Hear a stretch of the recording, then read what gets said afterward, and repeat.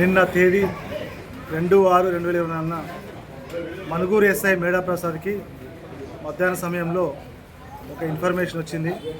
డొంకరాయి నుండి జహీరాబాద్కు వయా మనుగూరు మించి ఒక 5 వ్యక్తులు 2 వాహనాలలో సుమారు 4.5 క్వింటాల గంజాయిని సరఫరా ఇస్తున్న సమాచారంతో తన సిబ్బందితో కలిసి అధికారులకు సమాచారం ఇచ్చి హనుమాన్ టెంపుల్ దగ్గరికి వెళ్ళి వాహనాలు తనిఖీ చేస్తుండగా అక్కడ 2 వాహనాలు తారసపడ్డాయి.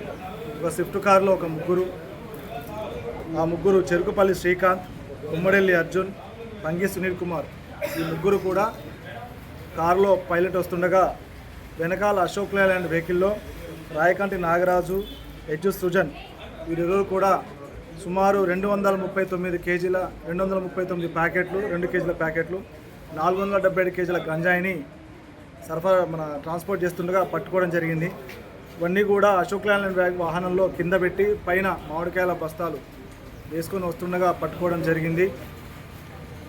వీరు 5 కలిసి డొంకరాయి సమీపంలో రవి, మధు, ఉపేందర్ మరియు పంగి గురు అనే 4 వ్యక్తుల దగ్గర నుంచి కొనుగోలు చేసి జహీరాబాద్లో అర్జున్ మరియు కిరణ్లకు అప్పజెప్పడం కోసం తీసుకుని వెళ్తుండగా పట్టుకోవడం జరిగింది.